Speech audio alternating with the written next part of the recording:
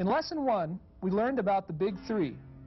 In Lesson 2, we learned about the functions where these parameters of sound reside on most analog synthesizers. We learned that all of the basic synthesizer sources and modifiers have variable parameters. In this lesson, we will learn how to change the variable parameters of these functions over time. The key to sound creation is having specific yet flexible control over each of these variable parameters. Let's review the synthesizer functions we've already examined to see what exactly can be controlled.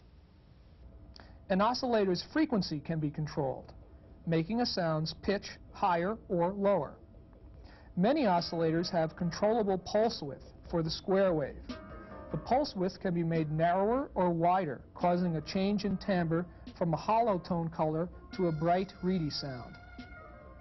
A filter's cutoff point can be controlled, modifying a sound's timbre.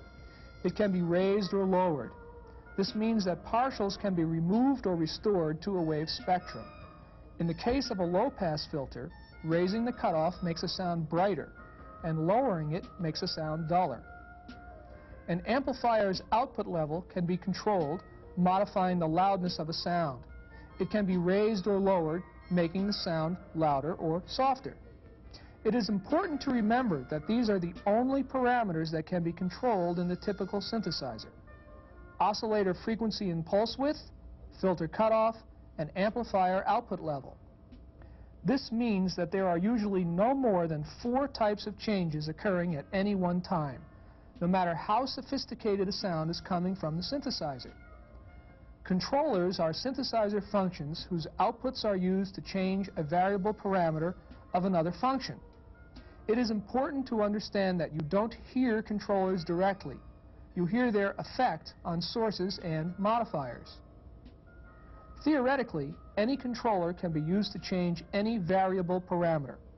But on most synthesizers, each controller is only connected to those functions with which it is most musically useful. You should become familiar with the section in the manual on block diagramming, which is a simple graphic way of showing how different synthesizer functions are interconnected. When a controller is connected to a variable parameter, it acts as a robot hand, automatically changing the value of that parameter from its initial setting. The change follows the shape of the controller's output over time. This type of remote control is often referred to as modulation, or simply mod. Usually there is a slider or knob between the controller and the function it is changing that is used to regulate the total amount of change that occurs. These sliders or knobs are often labeled depth or amount. Controllers can alter any of the big three. Therefore, there are many different kinds of controllers.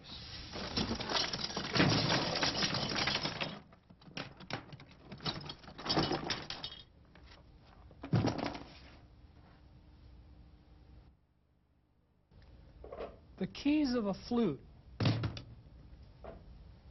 the beater of a drum, these are used to control articulation. Synthesizers use piano and organ keys to control articulation.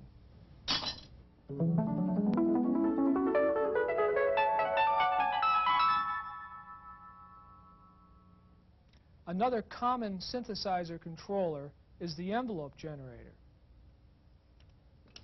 When used to control loudness, it can be similar to a violin bow. Perhaps the single most important controller on a synthesizer is the envelope generator, sometimes called contour generator or ADSR. We will find that it is the key to imitating many different kinds of sounds and effects. It is the envelope generator that allows us to imitate the attack of a brass instrument.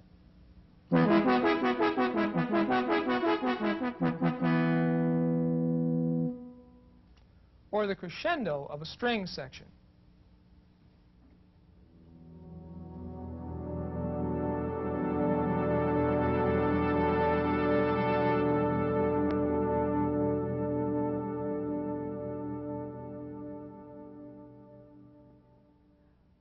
Or the percussive snap of an electric bass.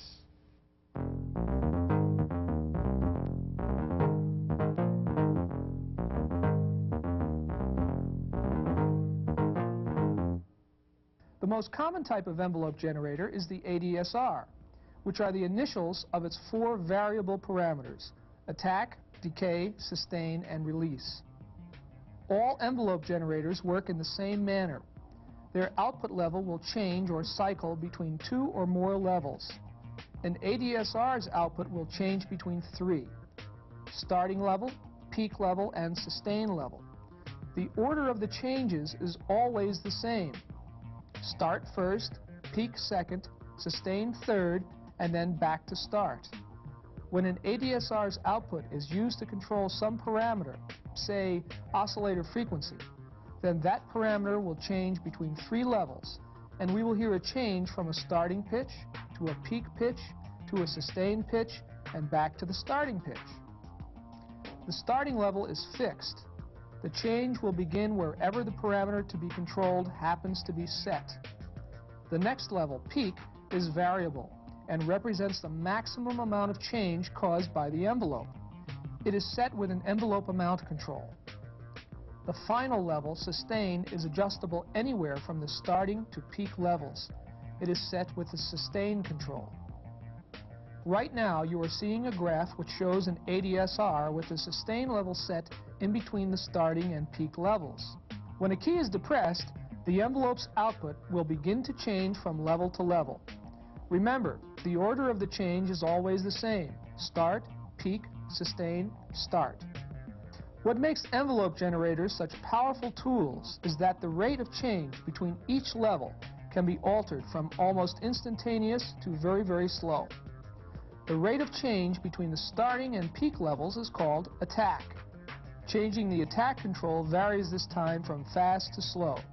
Once the output reaches the peak level, it will immediately begin changing to the sustain level at a rate determined by adjusting the decay control. When the output reaches the sustain level, it will stay there until the key is let up. When the key is let up, the level will return to the starting level at a rate which is determined by the release control's setting. Here's a neat way to check out envelope functions on any synthesizer. First, decide which of the big 3 you wish to change: pitch, timbre, or loudness. Next, set the starting level by manually adjusting the appropriate variable parameter. Then set the peak level with the envelope amount control. Set the sustain level with the sustain control. And finally, adjust your 3 rates: attack, decay, and release. In all of these adjustments, trust your ears to tell you what's right. For instance, let's control pitch. Manually set the pitch to where you want the change to start from.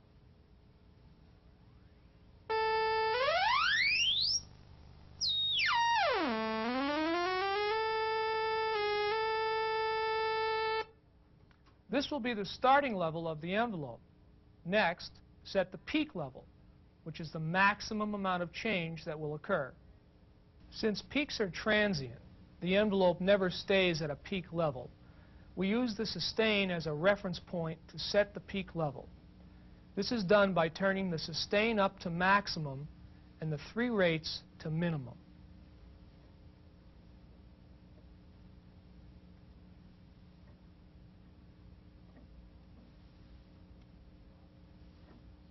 Now we can use the envelope modulation control to set the maximum amount, or peak level, of pitch change. Let's make it about an octave.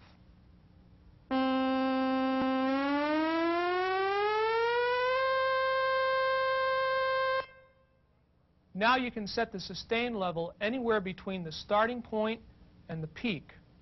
Let's set the sustain for about 1/3 above our starting point.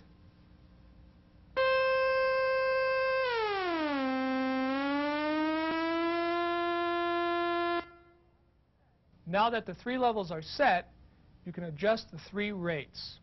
Attack is the rate of change from the starting point to the peak, an octave higher.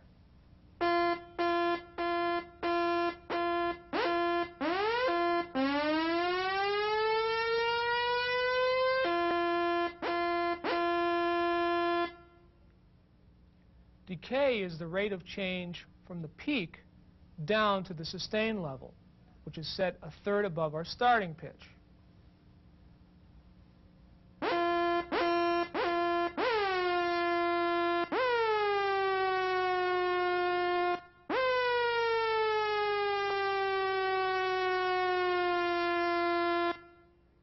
Release is the rate of change from the sustain level back down to the original starting pitch.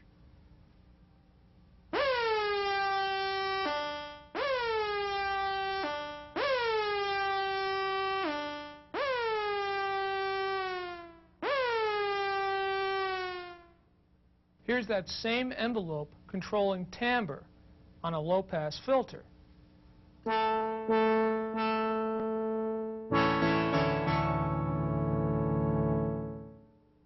And here's the same envelope controlling the loudness of a VCA.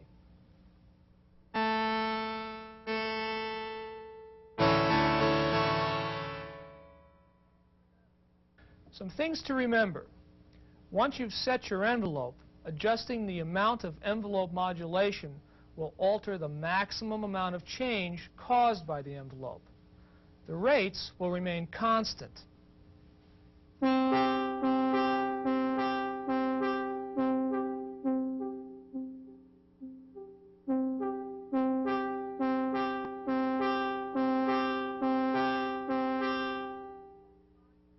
There is no time value for sustain. An envelope with sustain will remain on for as long as you hold down a key.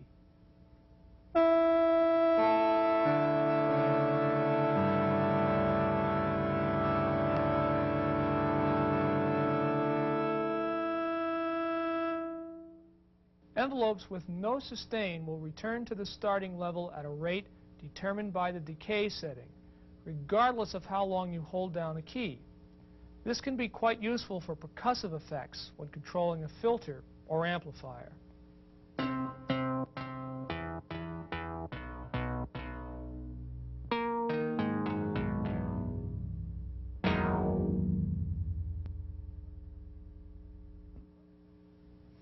Another common synthesizer controller is the LFO.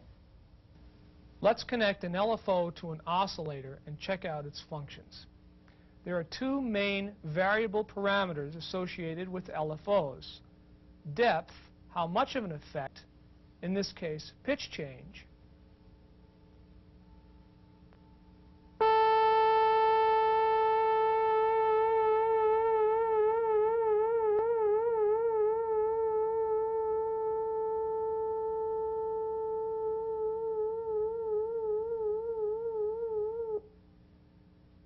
and rate, how fast this change will repeat.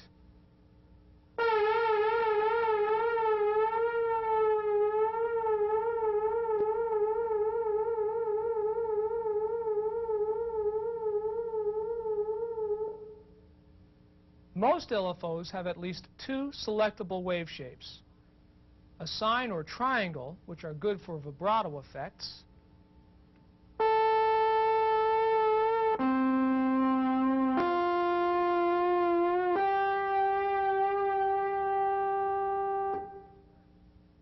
and square waves, which are good for trills.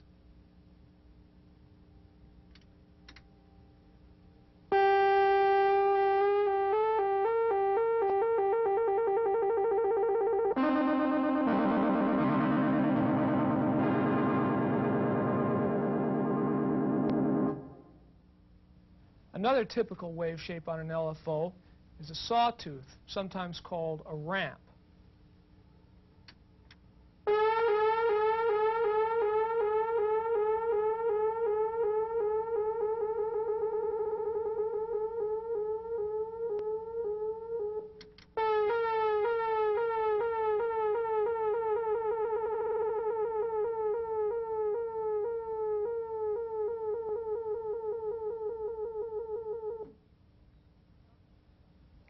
Some synthesizers also have a random waveform available.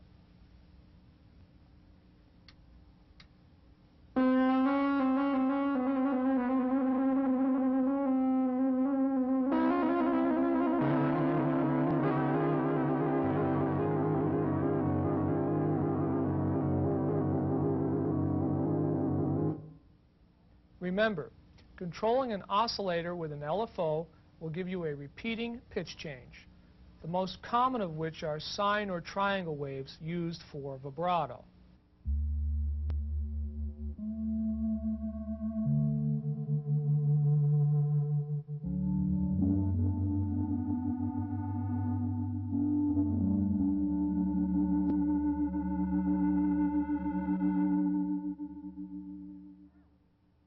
and square waves for trills.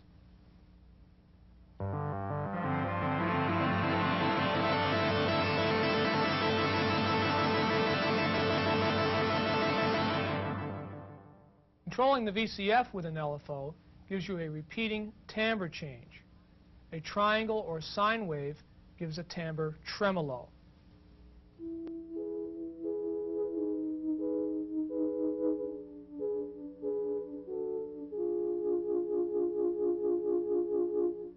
Using a sawtooth to control the filter gives a repeating percussive envelope. If you use that in conjunction with some long release times on the amplifier, you can get an echo effect.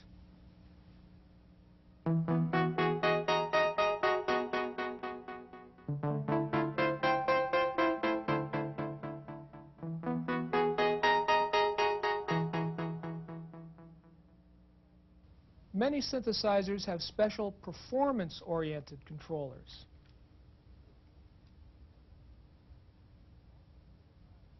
Most synthesizers have a global controller called a bender. It can be used, among other things, to simulate stylistic guitar playing. The bender may be in many forms, the most common of which is the pitch wheel.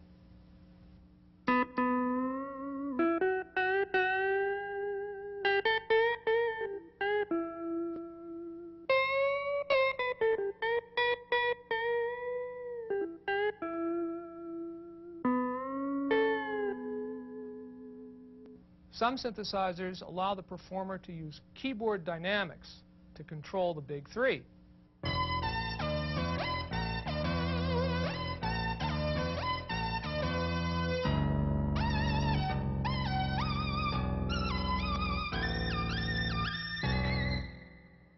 My left-hand velocity is controlling loudness and timbre.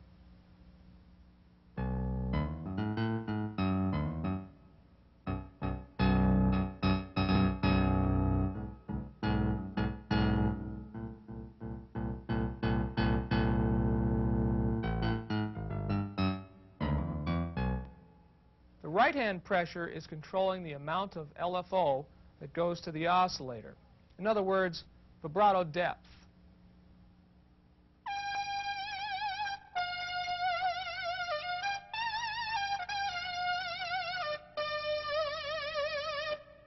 Another more common way of controlling LFO depth is with a mod wheel.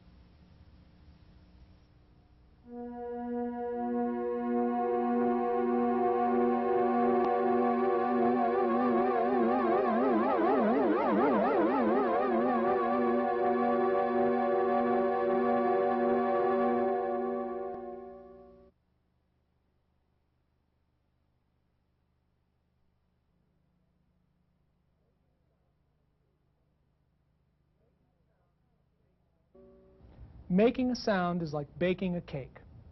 No matter what kind of cake you're going to make, you know you need milk, flour, and eggs. When you make a sound, you know you need sources, modifiers, and controllers. The kind of sound you're going to make will determine which sources, which modifiers, and which controllers, and how they will be combined. The first thing we'll do is select a source with the appropriate wave shape, like a sawtooth.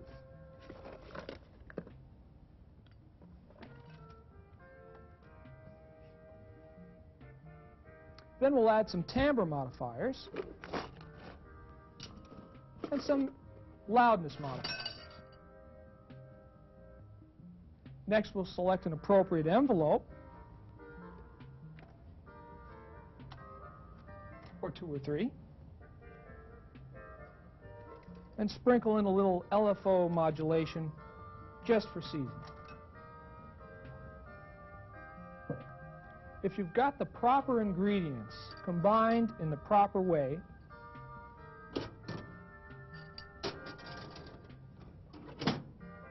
you should be able to make any sound you want. Piece of cake. There are, in fact, specific recipes for every kind of sound. At first, it might seem a little overwhelming when you try to come up with the right settings to make a particular sound on a synthesizer. But as of now, you know just about everything you need to know to make almost any sound. There are 3 secrets to making imitative sounds. 1. Know which basic timbre to use. Often this is a choice between sawtooth and square wave. 2. Know how the timbre changes over time. Usually this involves the filter envelope. Although there seems to be an endless amount of possible settings for an ADSR, believe it or not, there are only 2 basic types of envelopes for most sounds. And 3. Learn to play the synthesizer as if it were the instrument or instruments you are imitating. This is probably the most important and most often overlooked aspect of sound design. Let's take a look at secret number 1. Virtually every musical instrument and almost any other sound producing mechanism can be placed into one of 4 basic categories relating to the overall spectrum produced by its acoustic source of sound. Spectrums containing all harmonic partials are produced by instruments that use air vibrating in open tubes or vibrating strings to produce a sound, such as brass, strings, both bowed and plucked, and most woodwinds. Instruments that use air vibrating in tubes closed at one end have spectrums containing only odd harmonic partials. This includes some woodwinds like clarinets and recorders, and also whistles and organs. Instruments that use suspended wooden or metal bars, tines, stretched skins, or membranes generally produce spectrums that contain partials that are not all from the harmonic series. Some of the instruments in this group are marimba, vibes, electric piano, timpani, and tom-toms. Unpitched percussion instruments like snare drums, rattles, and hand claps have spectrums that contain random partials. That is, they change in an unpredictable manner from moment to moment. Breath sounds and mechanical noises made by an instrument's action also contain random partials. So do the sounds caused by wind, thunder, and rushing water. This is a convenient method for ordering sounds because it coincides neatly with the sources available on virtually all synthesizers. Sawtooth and narrow pulse waves contain all harmonic partials. Square and triangle waves contain only odd harmonic partials. Non-harmonic partials can be obtained by using multiple sine waves, we'll look at that in lesson 5, or ring modulators. Check your manual for details. A noise generator produces a spectrum with random partials. So much for secret 1. Now on to secret 2. You've certainly heard enough sawtooth waves by now to know that all by itself it sounds very little like a brass instrument, or a flute or violin for that matter. This is because although those instruments share a basic timbre with a sawtooth wave, their spectrums change in a very specific manner over the course of a note. With these sounds, and most others, it is possible to simulate the spectrum change by controlling a filter's cutoff with an envelope generator. Remember I told you that there are only 2 basic kinds of timbre envelopes? This is because there are only 2 basic kinds of tone production used in most instruments. All instruments that use breath or bowing to produce a sound, like brass or strings, require continuous excitation. If the breath or bowing is stopped, the sound stops. The sound will continue as long as the breath or bowing continues. Continuous excitation instruments will have some degree of a slow attack and sustain. All instruments that are plucked or struck, like a guitar or bell, require only momentary excitation. Striking such an instrument for just an instant will produce a tone that will continue for some time, but it constantly fades away. Momentary excitation instruments will have an instantaneous attack and no sustain.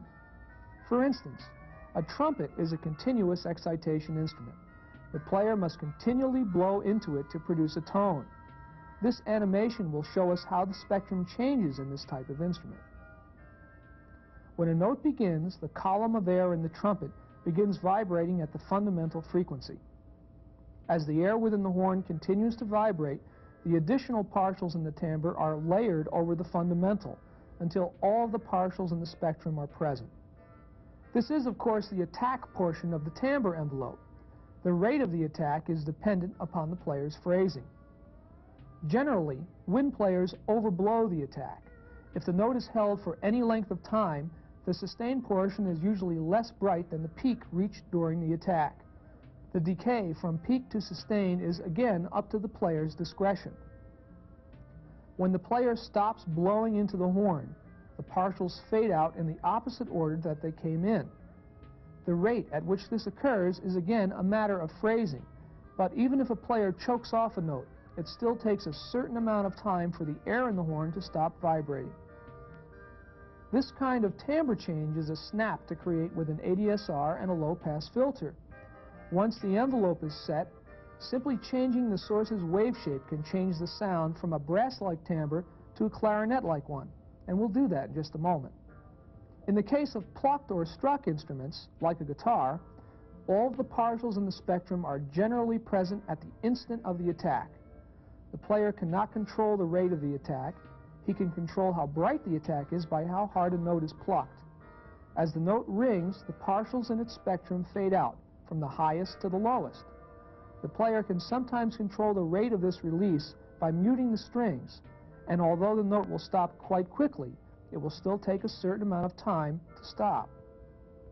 Again, this is a snap to simulate with an ADSR and a low-pass filter.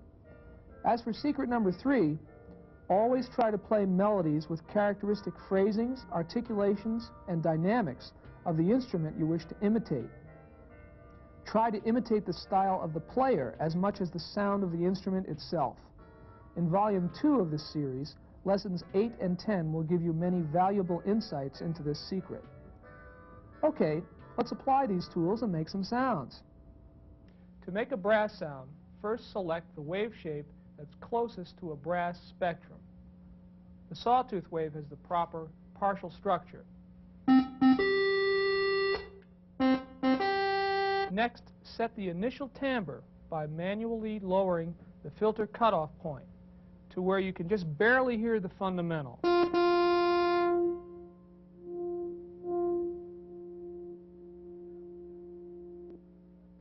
Set up the envelope by adjusting the sustain to maximum and the rates to minimum.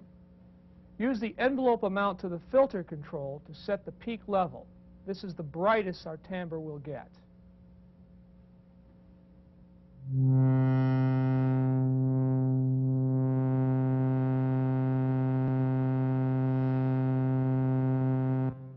Now you can set the timbre of a held tone by dropping the sustain level to where you want it.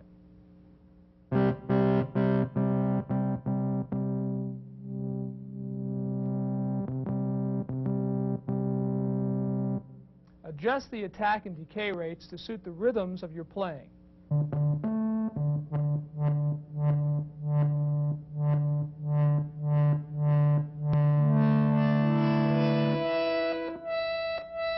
Add a little release, and there's your basic brass sound.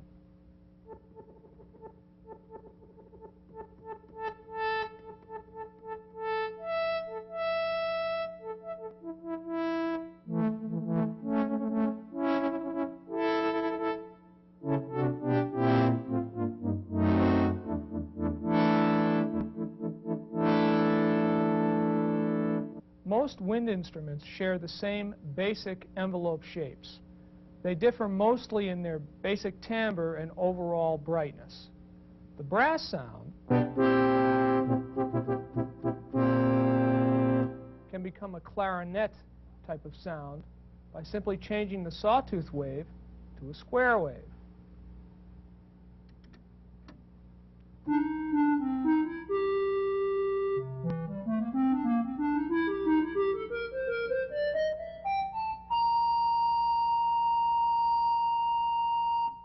We can change the brass sound into a flute-like sound by lowering the amount of envelope control to the filter.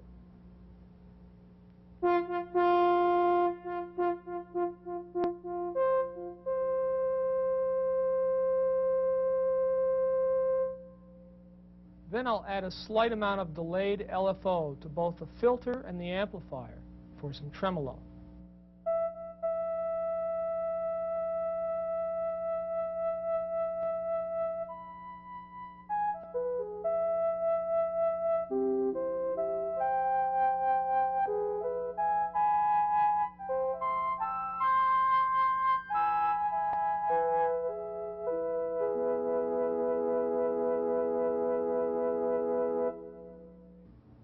Adding additional oscillators to this basic brass sound will create an ensemble effect. I'll add 2 additional sawtooth waves, one tuned a little sharp and the other tuned a little flat.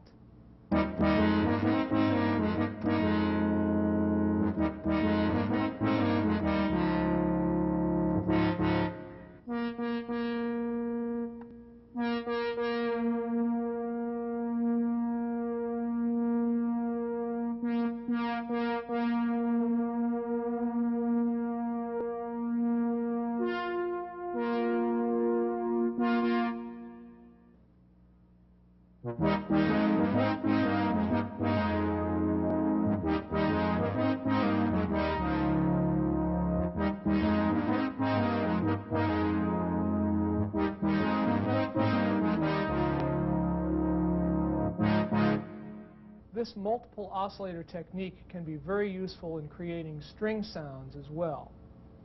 For string sounds, either a sawtooth or narrow pulse wave will give you the proper spectrum. And on the Moog, I have both waveforms available from each oscillator simultaneously. To set the initial timbre, turn down the envelope control on the filter.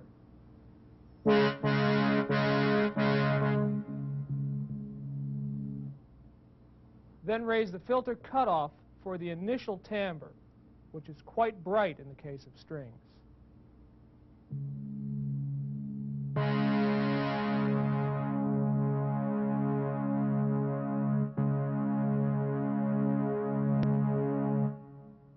Set the peak brightness level the same way you did with the brass sound, using an envelope with maximum sustain and minimum rates.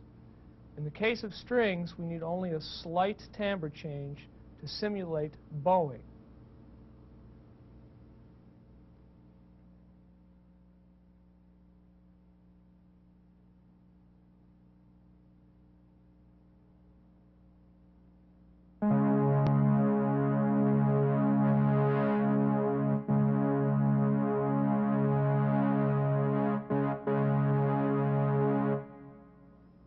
For the string sound, we're going to use a different envelope on the filter than on the amplifier.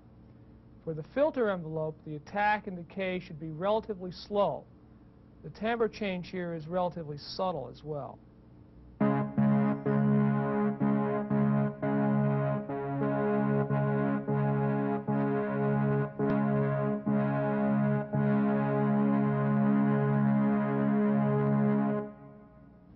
The amplifier attack should be just a little bit slower than the filter attack.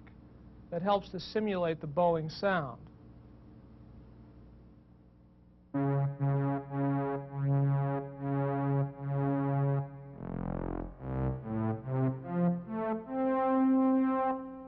For string sounds, it's helpful to have release on both envelopes as well. The filter release should be just a little bit longer than the amplifier release.